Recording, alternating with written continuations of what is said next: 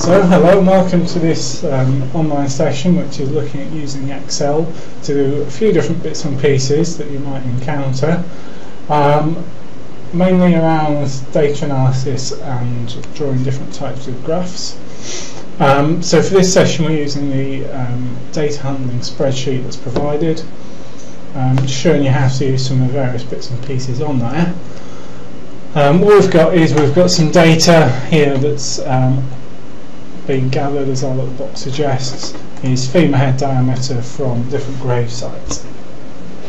The first thing it's going to ask us to do is to do some descriptive statistics. We're doing this for each column of data. So descriptive statistics, remember, are sort of giving defining characteristics of our data. So we've got various ones here, so total, mean, count, median, etc. Okay, and what we're going to use is the formulas on Excel to do this. Some people may be familiar with these quite happily, some people may not have encountered them before. With Excel and using formulas, there's a couple of different ways you can do it. Okay, you've got this little function key on the toolbar there. You can click that, it will bring up a box. The automatic default is most recently used.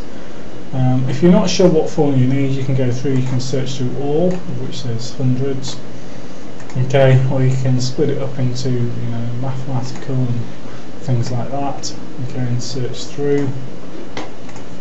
The other way you can do it is if you enter the enter symbol into your cell, it's telling Excel that you're using a formula. Okay, so the equals sign is essentially the sort of shorthand for using a formula. What you can then do in this version of Excel anyway is you can start typing and it will work out the formula for you. So the first one we got is total. Okay, so our formula for that is actually sum. Okay, so if I start typing SU, okay, it will give me a list. Okay, if I select sum, if I double click that, it will then put an open brackets in there, and then I can say which cells I wish to select, do a close bracket and enter, okay, and it will add it all up. Okay, so that is the total. Mean, again, okay, hit the enter key. For this one, slightly counterintuitively, it's not mean, it's actually average. Okay, so if I start typing, I can find my average, do the same, so select my cells, close bracket. Okay, count is as it seems, count is count.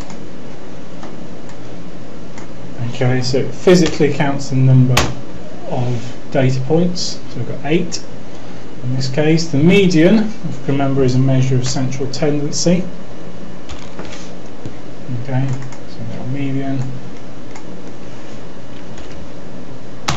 So that's our physical measure of central tendency. Max is as it sounds, so it's our maximum value. So again, the same process for all these. Min.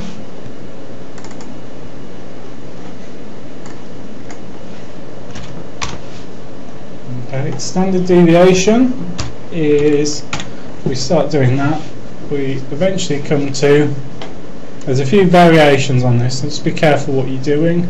Standard deviation is STDev.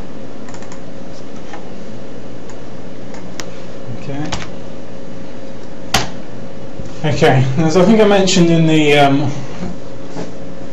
other presentation possibly, Excel does not have a formula for calculating standard error. What you have to do is you have to create your own formula. This is fairly straightforward, so you just put an equal sign in, so Excel knows that you're doing the formula. Okay, standard error is the standard deviation divided by the square root of the number of data points you have. Okay, so it's a bit of a mouthful. Okay, I'll explain in a second. So what we're going to do is I'm going to put a bracket to start with. Okay, what we're going to do is we're going to tell it what our standard deviation is. So that's going to be the contents of this cell. Divided is /. Okay, so you can see what I'm typing in the cell here and also in the bar at the top. So I've got B18, which is my standard deviation, divided by square root is SQ RT. I've started typing, it's come up. RT. I'll need to put brackets around the number I want it to calculate the square root of. I say square root in this case is our count. So click on that cell for the contents of B14, close brackets, and then to finish off the formula, you'll notice these brackets have got different colours. I'm going to put another bracket at the end. Okay, so it's going to include all that formula together. Okay, you may be wondering why I've not just put the numbers in. I've asked it to use the copies of the actual contents of the cell. So B18 divided by square root of B14. So I'm just going to copy that formula across to the other columns as well, and that'll just make it a bit easier. So I've hit my enter key. That will give me my standard error. Okay, if we want to check our formula again, we can click on the cell, and then we can see up here what our formula actually is. Okay, so once I've done that for one column, again I don't need to go and do that separately for each single column. I can just highlight those cells. If I hover my mouse pointer over the bottom right until it turns into that solid black cross, so not the sort of usual mouse pointer like that or like that, solid black cross like that. And if I hold my left mouse button down, I can drag, and that will complete the formula across. Now if I want to just double check, I can click on a cell. I can just double check and see where it's coming from and what the formula is used. Okay, so those all look okay. So that is our descriptive statistics taken care of. Now what it asks you to do is construct an appropriate bar chart, plotting the mean value for each column as a single bar and standard deviations as error bars. Okay, so bar graphs or column charts, whatever you want to call them, very common. Okay, in Excel, again, like most of these functions, there's various ways of doing it. Okay, what you can do is kind of highlight the data first and then ask it to draw a graph. I would suggest doing it the other way. Excel can be funny sometimes, and it will try and do things for you that you don't want a lot of the time. So what I would do is I would go to Insert first, okay, and then go to Column. You get various options for 3D, columns, cylinder, all sorts of stuff. Just choose the plain one all of the time. Never bother doing 3D graphs or anything like that, because it takes away. Okay. So 2D column graph is fine. It will just bring up a blank box. What you then need to do is tell it which data you wish to use. Okay. So it comes up and it will say under the Design tab, which comes up automatically, you'll get Select Data. So I'm going to click on that. Okay. Then brings up this little box here, and it says chart data range. What the easiest thing to do is just click on this little add button here. Okay, so we're going to add the data. Series values, it comes up, it puts a 1 in there automatically. Get rid of that. Okay, and we're going to tell it we want to plot the mean values. Okay, so I'm not going to include the heading mean, I'm just going to put the values in. So highlight those values. You can see it's done that on the graph. Click OK. I don't need to add anything else on there, so I'm just going to click OK, and we can mess about with our graph. Okay, I'll make it a bit bigger so it's easier to see. Move that across. Okay, it always puts these series labels on that we can get rid of because they're useless. With our graph then, what we've got is, what it's also asking for is error bars. Okay, so with a graph, so our little error bars, so our bar itself represents the mean value. Okay, now to measure and represent the deviation, okay, we always need to use error bars on graphs. Okay, if you haven't got error bars on your graphs, they're not very good graphs. Okay. With Excel, if we click on our chart area and then go to the Layouts tab at the top, there's a little button for error bars. Okay, if you click that, you get a number of options. Okay, do not choose any of those options. Okay, it says error bars with standard error, error bars with standard deviation. Okay, that is if Excel is trying to work it out for you. Okay, Here we've already told it we're using our mean data. We've already calculated our standard deviation, so we're going to choose more error bar options. This is the best way of doing it. Okay, calculate it separately, then just put them on afterwards. So more error bar options. We get options for error bars up and down, minus, plus. Most of the time, just plus is fine. Okay, and again you have fixed values, which are usually nonsense. So choose the custom value and say specify value. Okay, I'll bring up this little box here. It says custom. Get rid of what's in the positive and the negative. Okay, so positive values, we just want positive error bars for this. I'm going to highlight my standard deviation values and click OK. Hopefully that's going to work. No, it didn't. I shall try that again. Probably because I left that negative one blank. So my positive, I'm going to click those, my negative, and 0. That worked. Okay.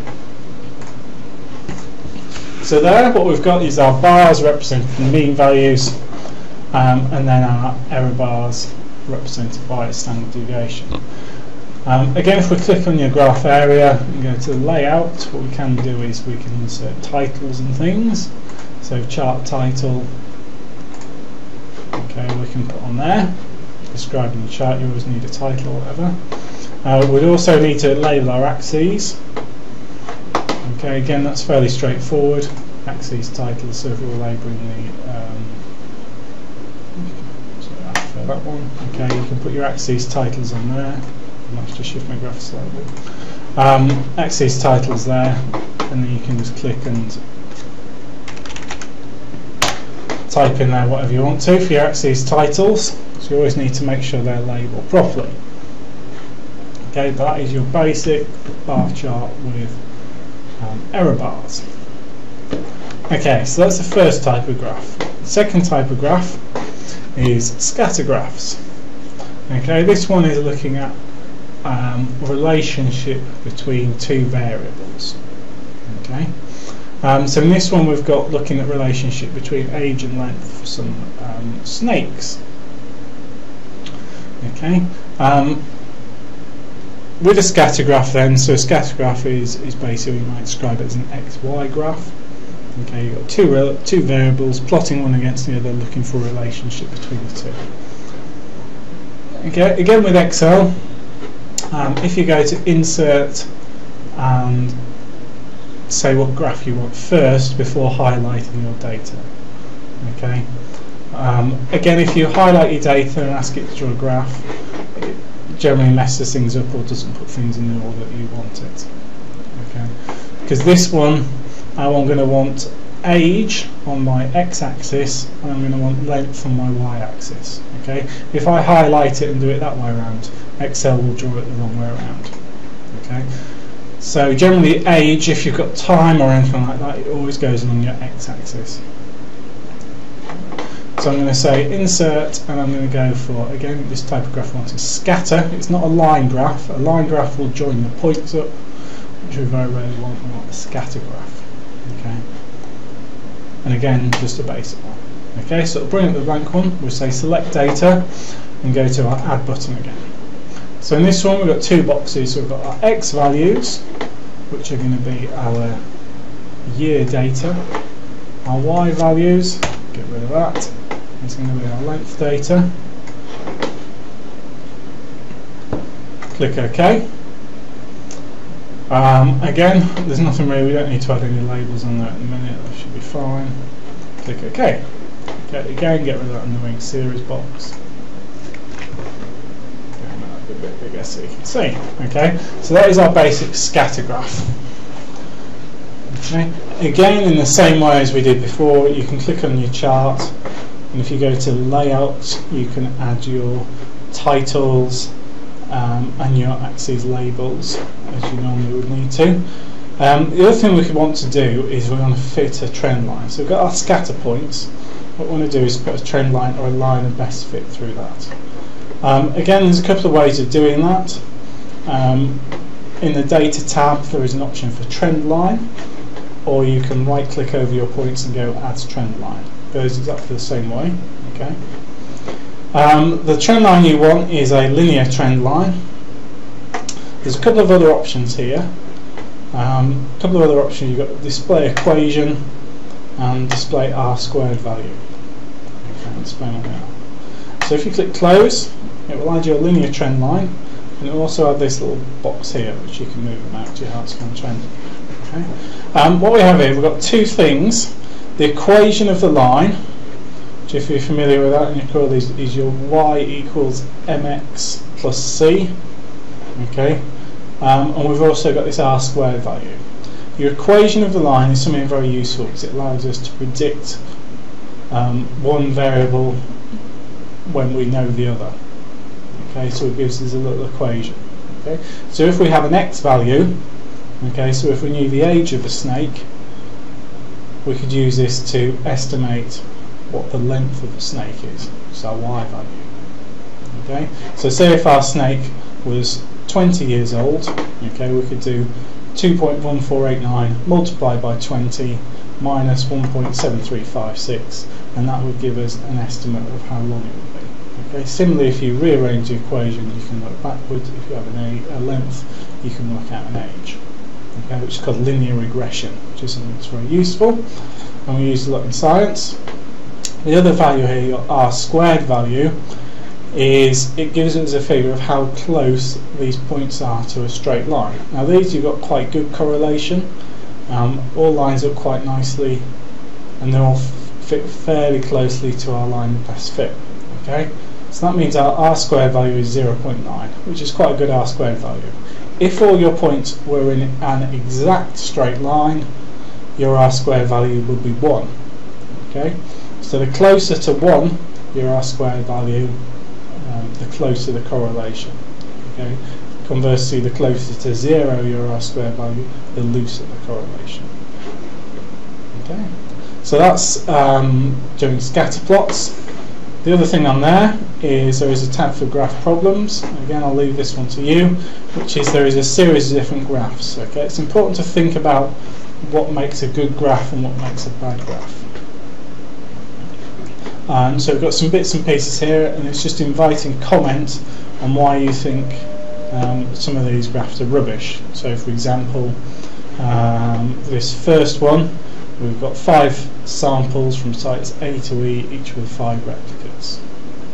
Okay, and we're asking us what is essentially wrong with this graph. Okay, so this one I would suggest perhaps you could present it in a different way. Okay, so if you're trying to compare sites, it's difficult with all these bars here.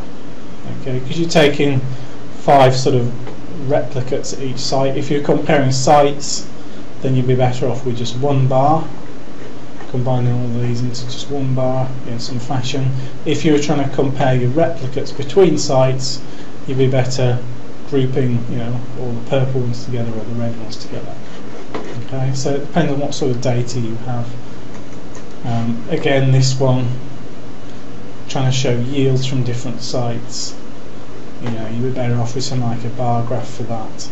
Linking up the points doesn't illustrate any sort of linear trend. Okay, so have a think, look at these, and see what's sort of wrong with these graphs.